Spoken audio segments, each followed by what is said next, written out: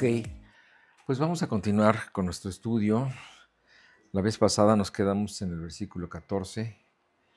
Ahora vamos a continuar con el versículo 15 del capítulo 8 de Romanos. Lo voy a leer. Dice, pues no habéis recibido el espíritu de esclavitud para estar otra vez en temor, sino que habéis recibido el espíritu de adopción por el cual clamamos, Abba, Padre. Bueno, aquí Pablo nos está hablando de dos espíritus, el de esclavitud y el de adopción. El espíritu de esclavitud, pues es aquel en el que estábamos antes y que nos llevaba a ser esclavos del pecado. Este espíritu esclavo es el que conlleva la forma de pensar y actuar, pues de nuestra antigua naturaleza. Y también, pues del mundo en general. Basta con asomarnos un poco afuera para comprobar que el mundo se comporta de acuerdo a este espíritu que mora en cada uno de los habitantes de este planeta. Para que este espíritu no prevalezca sobre el mundo y lo lleve a la destrucción total, el Espíritu Santo trabaja en el mundo, ¿verdad?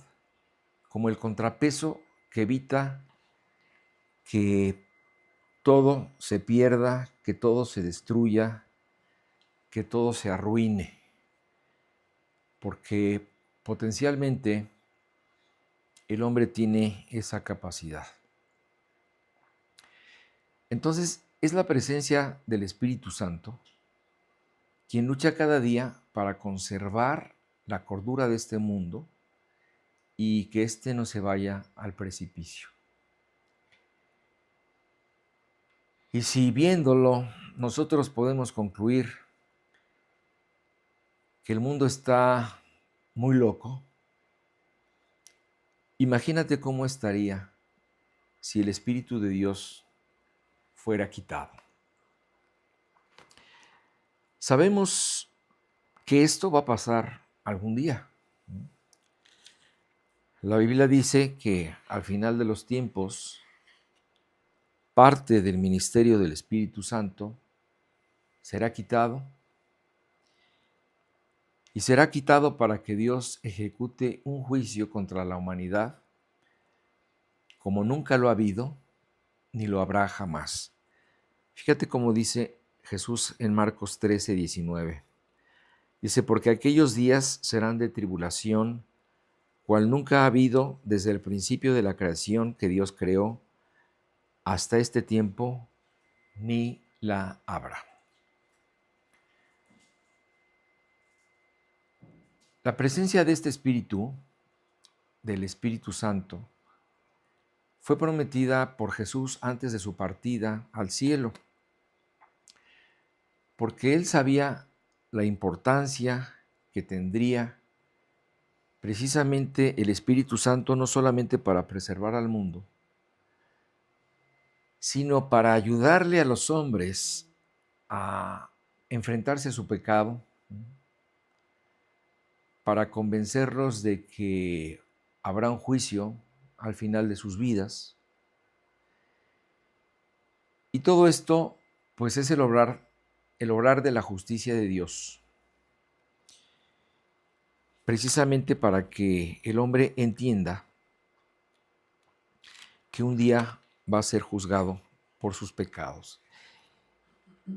Y este convencimiento, este enfrentamiento con estas verdades, solamente pueden ser a través del trabajo del Espíritu Santo que hace con las personas. Fíjate cómo dijo Jesús en Juan 10, versículos 7 y 8. Pero yo os digo la verdad, os conviene que yo me vaya, porque si no me fuera, el Consolador, o sea, el Espíritu Santo, no vendría a vosotros, mas si me fuere, os lo enviaré. Y cuando Él venga, convencerá al mundo de pecado, de justicia y de juicio. Entonces, este es el trabajo que el Espíritu Santo está haciendo actualmente entre las personas. Como les he dicho, pues nosotros no tenemos ninguna capacidad de convertir a nadie, ni de convencerla de sus pecados, ni de convencerla de que un día será juzgado. Cuando nosotros les mostramos estas verdades a las personas a quienes les hablamos, es el Espíritu Santo quien realmente los convence y los hace aceptar esto como una realidad. El espíritu de esclavitud, ¿verdad?, solo conduce a la inseguridad, a la desesperanza, a la incertidumbre, a temerle a nuestra muerte, porque sabemos que ésta nos abre el camino para ser enfrentados con nuestras faltas en el juicio divino. ¿Y quién querría enfrentarse a Dios con sus solas fuerzas? Con sus pírricos logros, con sus obras, con una maldad encubierta o una piedad disimulada. De antemano, la Biblia dice que nosotros con estas cosas saldríamos perdiendo, porque estas cosas no tienen ningún valor ante el juicio de Dios. Ahora dice la Biblia que como hijos nosotros podemos acercarnos a nuestro Padre para tener una comunión con Él. Y por eso aquí se nos invita a olvidarnos de la vida que teníamos en temor por culpa de nuestra esclavitud. También dice aquí este versículo, hablando del espíritu de adopción, que el Espíritu Santo nos adopta como hijos. Este es un trabajo del Espíritu Santo, como les decía. Cuando actúa personalmente en la vida del hombre, este nos convence de pecado, nos convence del juicio. Y si el hombre es convencido, entonces este espíritu lo llevará a ser adoptado por Dios como hijo suyo. Como dije antes, es por causa de nuestra actitud a Dios que podemos llegar a ser sus hijos. Es solo cuando reconocemos nuestro pecado, nos arrepentimos, creemos y nos amparamos en la obra de Jesús para ser salvados, que cumplimos con los requisitos para ser adoptados como hijos, no antes. Antes solo éramos sus criaturas y no solamente éramos criaturas, sino que además éramos enemigos de Dios y muertos vivientes. Es el espíritu de adopción, entonces, quien nos lleva al Padre, nos reconcilia con Él y nos hace tan cercanos a Él como un hijo puede estar de su padre. Y así poder disfrutar de la compañía y de la protección que un padre da, la cual puede ser tan íntima y cercana como nosotros queramos que sea. Porque por parte de Él nos ha dado incluso el permiso de llamarlo papá. Esto es lo que quiere decir Abba. Nosotros podemos clamar a Dios en estos términos de cercanía y de intimidad. Papá. Como dice Charles Spurgeon, Dios nos ama con el amor de un padre, nos guía con el cuidado de un padre, nos protege con la vigilancia de un padre, nos instruye con la sabiduría de un padre, nos soporta con la paciencia de un padre y nos anhela con el anhelo de un padre. Dice en Romanos 8:16, El Espíritu mismo da testimonio a nuestro espíritu de que somos hijos de Dios. Bueno, el Espíritu Santo, dice aquí, nos da testimonio de que somos hijos de Dios. Él nos da seguridad del amor de Dios y de que en realidad le pertenecemos. ¿Cuándo pasa esto? Bueno, esto es un proceso que se da en forma tan natural como la relación que puedes tener con tu Padre terrenal.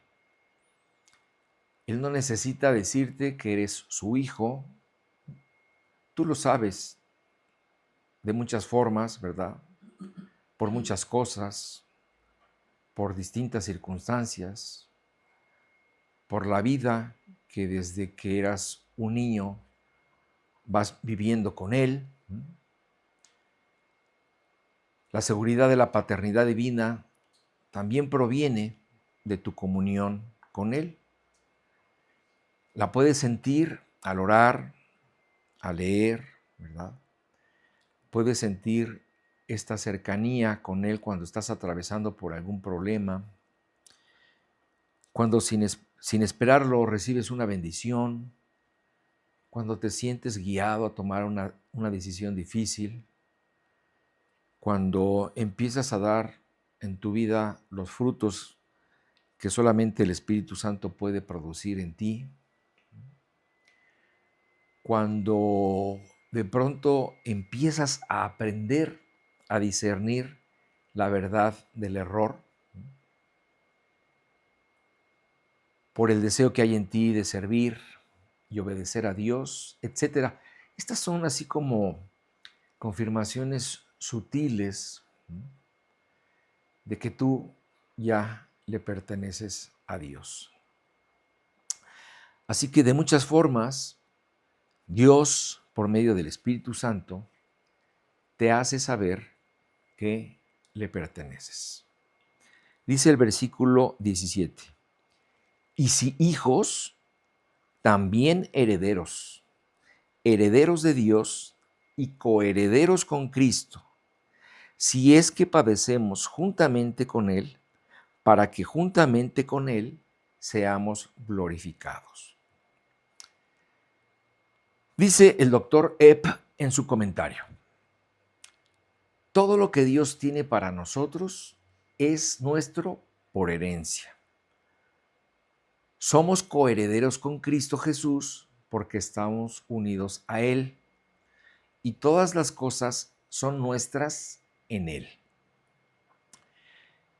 Ya que somos de Cristo y Cristo pertenece al Padre y todas las cosas del Padre son de Cristo, entonces también son nuestras. Cierro la cita. Con esto nos damos cuenta de que estamos hablando de un Dios generoso, del cual Pablo dirá más adelante en el versículo 32, que Él no escatimó ni a su propio Hijo, sino que lo entregó por nosotros, ¿cómo no nos dará también con Él todas las cosas? Entonces, esta herencia empieza, como decía Jeremías, con la herencia de Dios mismo.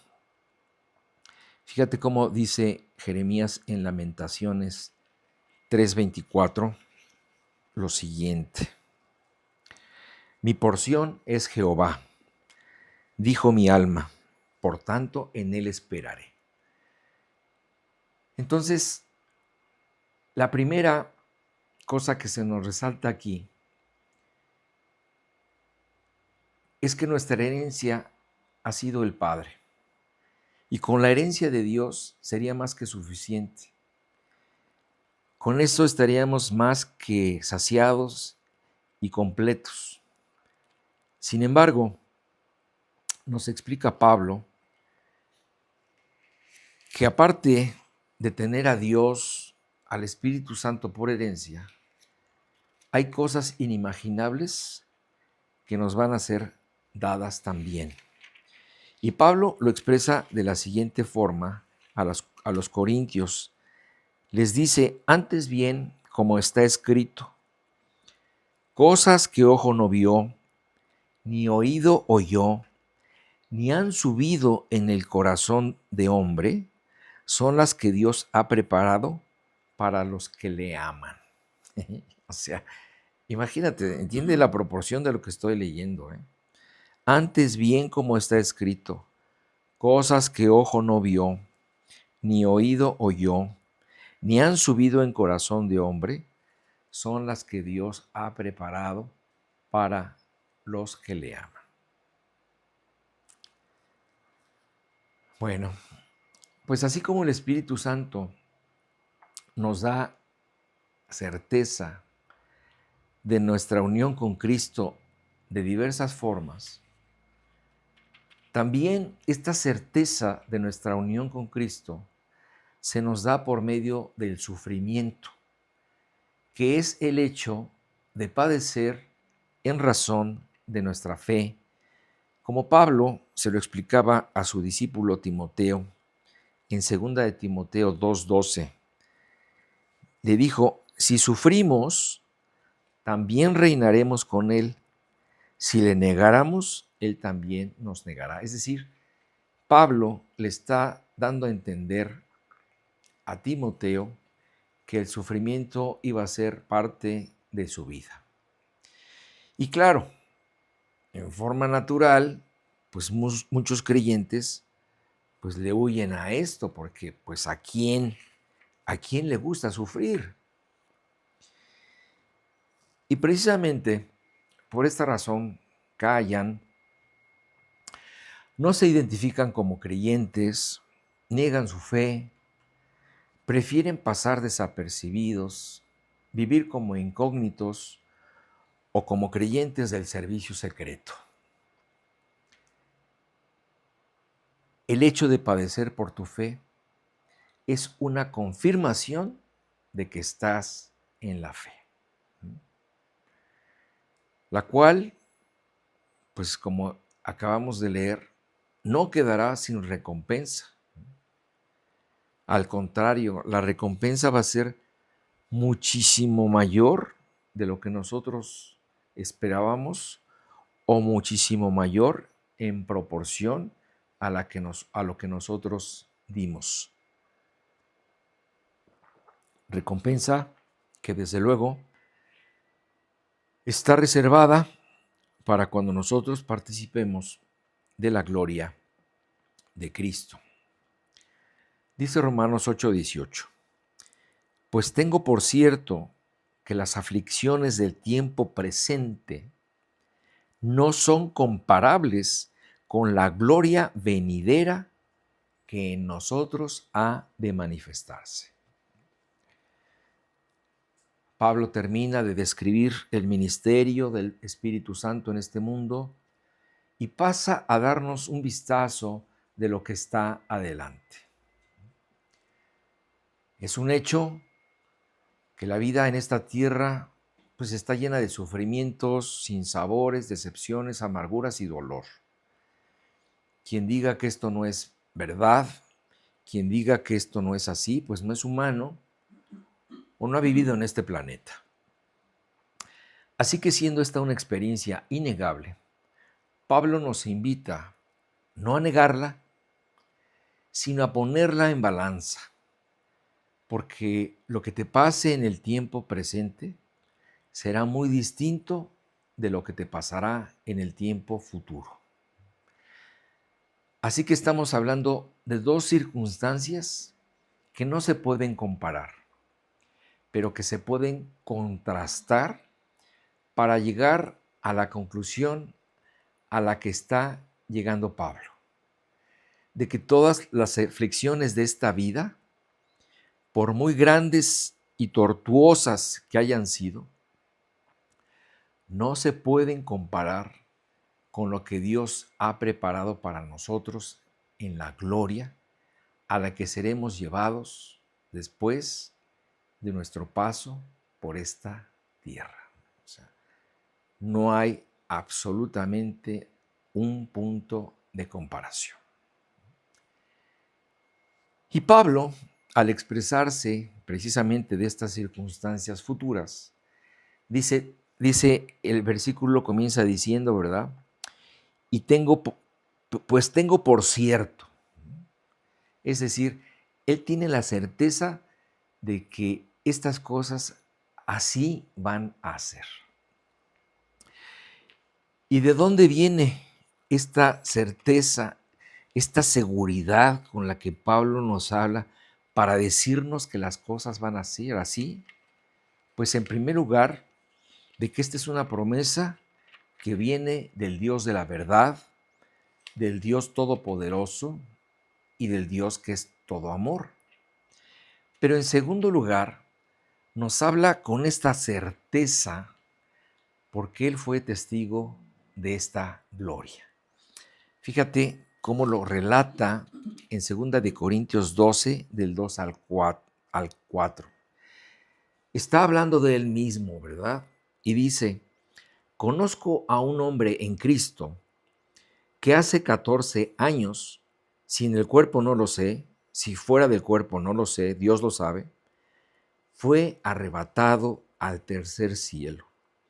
Y conozco a tal hombre, si en el cuerpo o fuera del cuerpo no lo sé, Dios lo sabe, que fue arrebatado al paraíso donde oyó palabras inefables que no le es dado al hombre expresar.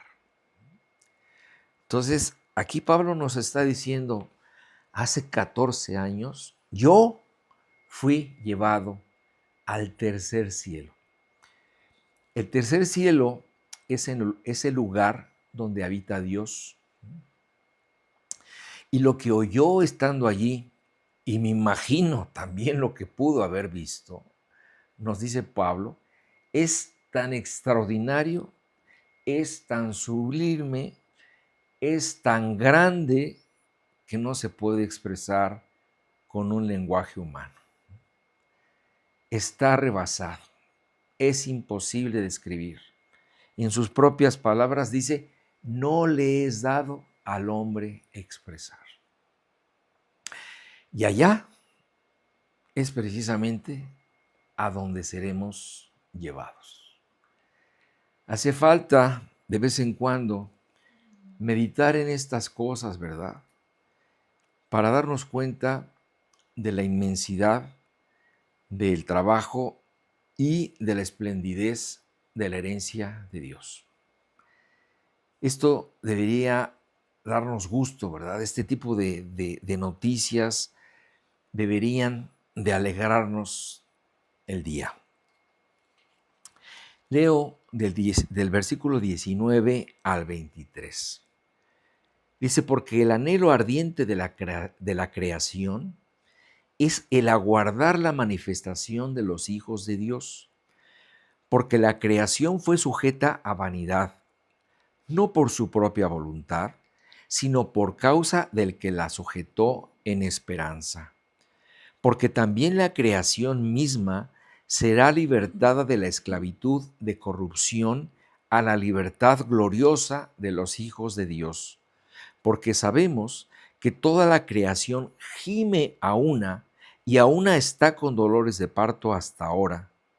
Y no solo ella, sino que también nosotros mismos, que tenemos las primicias del Espíritu, nosotros también gemimos dentro de nosotros mismos, esperando la adopción, la redención de nuestro cuerpo. Pablo ahora pone los ojos en la creación de Dios, es decir, el conjunto de las cosas hechas por Él, incluyendo al hombre. Y nos hablará de su pasado, de su presente y de su futuro. Hablando del pasado, se nos dice que la creación fue sujeta a vanidad. Fue sujeta a frustración. En pocas palabras, fue maldecida. Y hagamos memoria brevemente de por qué fue así.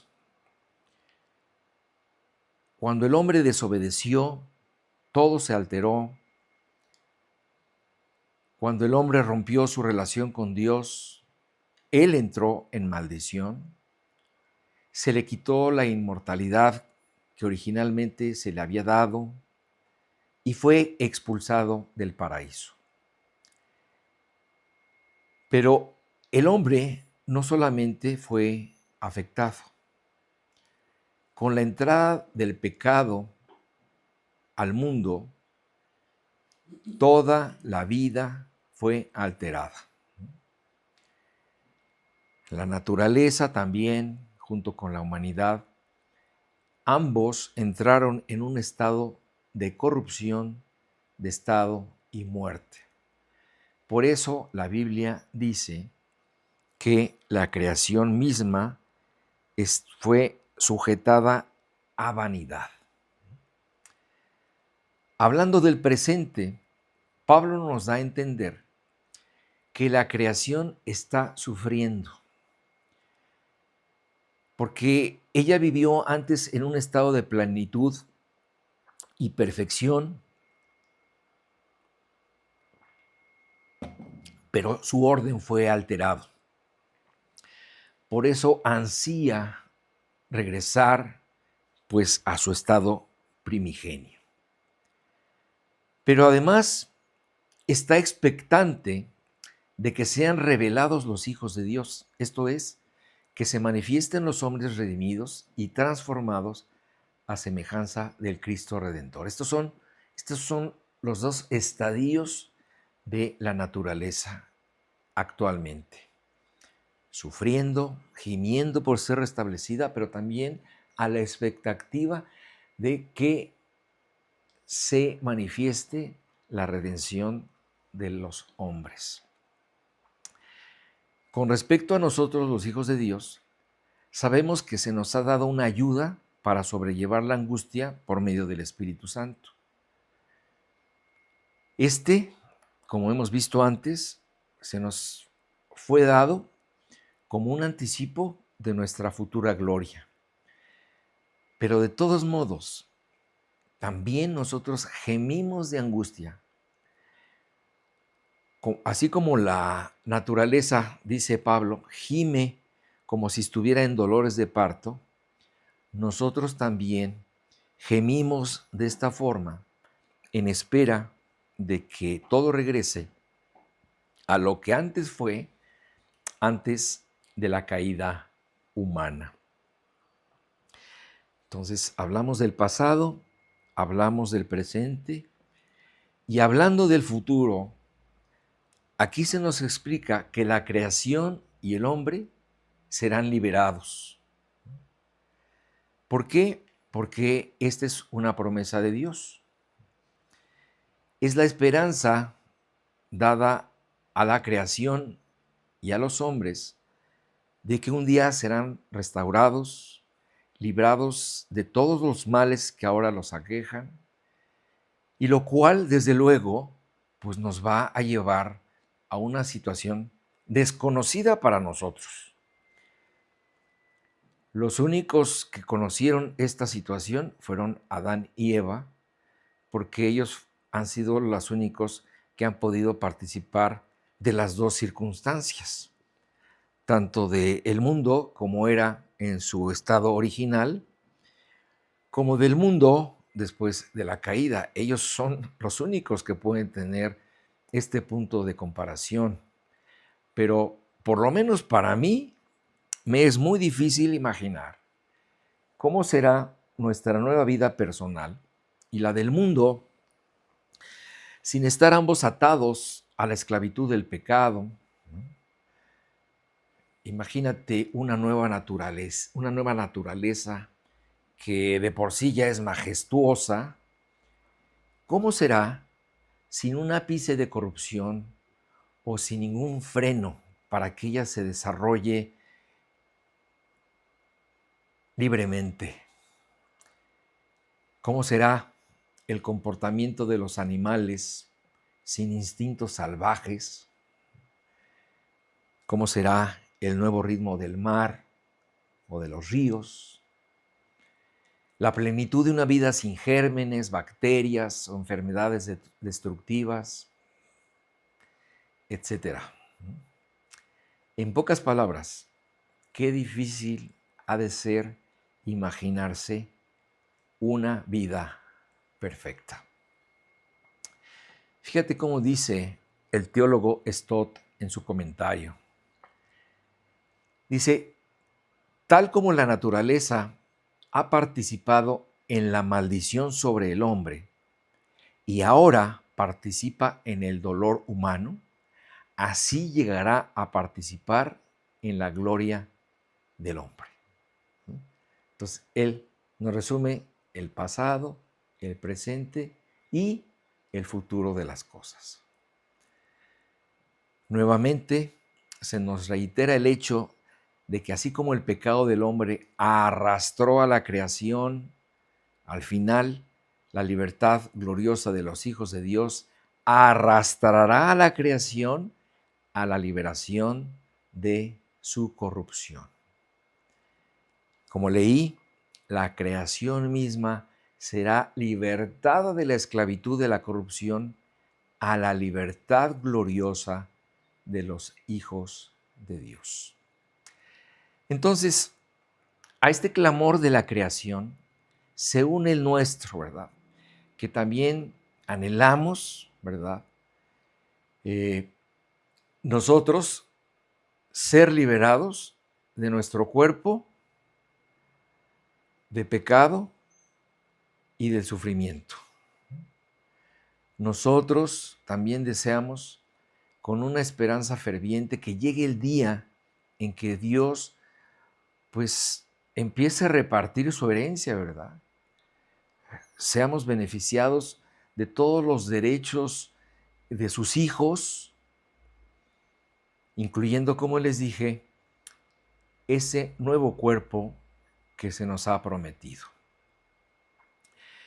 Entonces, toda esta situación que acabo de describir representa lo que vendrá a ser el final glorioso del mundo y de la vida humana como la conocemos ahora. Entonces estamos hablando de que esto va a ser algo fantástico, porque nos mostrará un cambio absoluto, un cambio radical de las cosas como las vemos ahora, porque se mostrará la obra redentora de Dios sobre la naturaleza y sobre los corazones humildes y dóciles que decidieron creer en Él. Entonces, estamos hablando de un evento glorioso porque nosotros vamos a ser testigos de cómo se pudo rescatar lo perdido.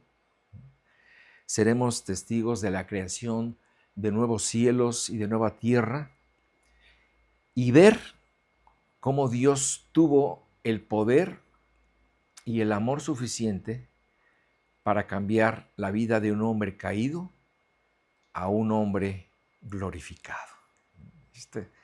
Esta es la gran esperanza que nos fue dada cuando nosotros fuimos salvados. Entonces, estamos hablando de un evento universal, estamos hablando de un momento, de una alteración cósmica, ¿verdad? O sea, tremendo. Un evento donde todos los hombres serán testigos, pero como siempre, pues para unos será motivo de alegría, pero para otros de tristeza. ¿De tristeza por qué? Pues porque no podrán disfrutar de estos eventos gloriosos, porque verán como nunca el error de no haber querido decirle sí a Dios, del error de haber estado enfrente de las puertas abiertas para entrar al arca de la salvación y haber decidido no no entrar en ella. Entonces vemos nuevamente un evento que para uno será glorioso y para otro será tremendamente triste. Dice el versículo 24, porque en esperanza fuimos salvados, pero la esperanza que se ve no es esperanza, porque lo que alguno ve hay que esperarlo. Esta esperanza se le dio a alguien como tú y yo cuando no teníamos ninguna. Porque como le dijo Pablo a los Efesios, antes de conocer a Dios, estábamos precisamente sin esperanza y sin Dios en el mundo. Este era nuestro estado. No había nada en nuestro futuro. Nuestro destino era totalmente negro. Pero a causa de nuestra reconciliación con Dios, se nos abrió un abanico de cosas que Dios ha prometido darnos. Entre ellas, nuestra herencia, en la que está contemplado también nuestro cuerpo nuevo. Y es muy importante que nosotros veamos cómo Pablo enfatiza la conversión como un punto de inflexión. Porque si esta esperanza ya hubiera sido nuestra, no tendríamos que esperarla porque ya la tendríamos. Pero precisamente nos fue dada cuando nos convertimos. Esta fue la bisagra que cambió nuestra postura ante Dios. Fue la conversión lo que cambió todo, de estar sin esperanza a tenerla y de estar ya en espera de ella. De esta esperanza que recibimos en nuestra conversión y que esperamos ya con mucho gusto y paciencia verla llegar, esperando que un día la veamos hecha una realidad en nuestras vidas. Por eso dice Pablo en el siguiente versículo, pero si esperamos lo que no vemos, con paciencia la aguardamos. Es decir, primero nos convertimos, nos enteramos de que había una herencia, de que había una esperanza, y ahora ¿cuál es nuestra situación actual? Pues que con paciencia estamos aguardando que ésta llegue un día a nosotros. Dice el versículo 26, y de igual manera el Espíritu nos ayuda en nuestra debilidad, pues ¿qué hemos de pedir como conviene? No lo sabemos, pero el Espíritu mismo intercede por nosotros con gemidos indecibles. Aquí Pablo va a abordar dos ministerios del Espíritu Santo.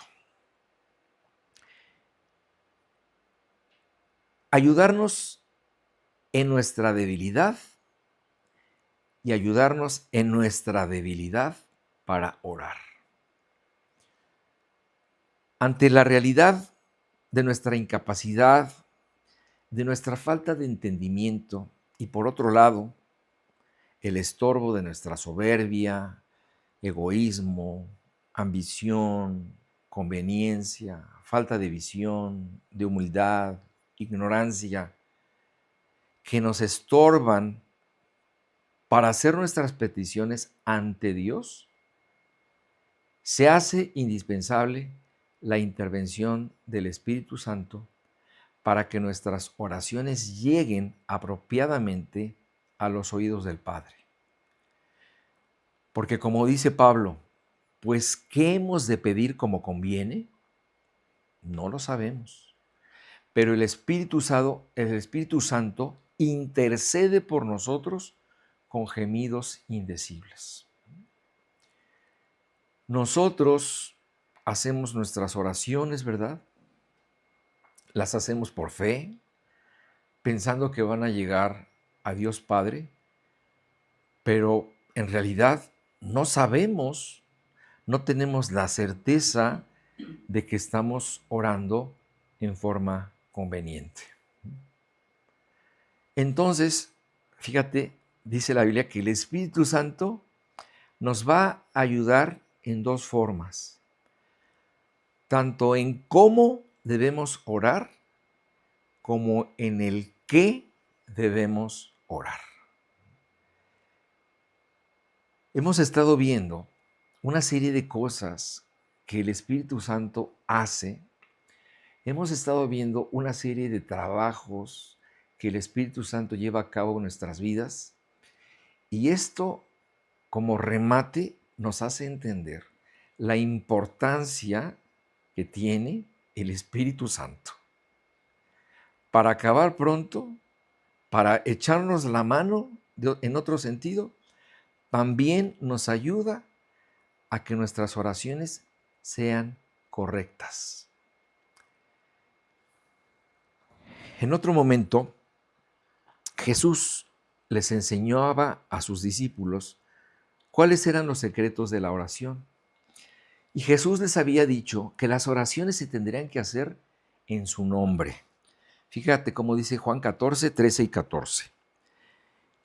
Jesús les dice, y todo lo que pidiereis al Padre en mi nombre, lo haré para que el Padre sea glorificado en el Hijo. Si algo pidiereis en mi nombre, yo lo haré. Esta es una enseñanza que Jesús les había dado a sus discípulos. Oren en mi nombre para que reciban lo que pidan. Pero aquí se nos hace una extensión de nuestra garantía, ¿verdad? Aquí, como en Efesios 2:18, se nos habla de la presencia en nuestra oración del Espíritu Santo para realizar un trabajo de intercesión. Dice, porque por medio de él, los unos y los otros, tenemos entrada por un mismo Espíritu al Padre. Es decir, el Espíritu nos da entrada al Padre. Y entonces aquí vemos algo increíble. Vemos la presencia de la segunda y de la tercera persona de la Trinidad. Es decir, aquí vemos la intervención de Jesús y del Espíritu Santo en la conversión que dieron origen a todo. Con ellos comenzó la vida del creyente. Pero ahora no solamente vemos la intervención de la segunda y la tercera persona de la Trinidad en nuestra conversión, sino también la intervención activa de Dios Hijo y del Espíritu Santo, de Dios Espíritu Santo, en una actividad básica como la oración. Y al ver la intervención del Hijo y del Espíritu Santo en esta actividad, vemos la ratificación de la relevancia y de la importancia que ésta tiene en la vida del creyente. Para que Dios Hijo y Dios Espíritu Santo nos ayude en esto, quiere decir que es muy importante la oración en la vida del creyente. Bueno, lo vamos a dejar hasta ahí. Continuamos la semana que entra, si Dios lo permite. Bueno, como siempre les digo, hermanos, que Dios los bendiga. Maranata.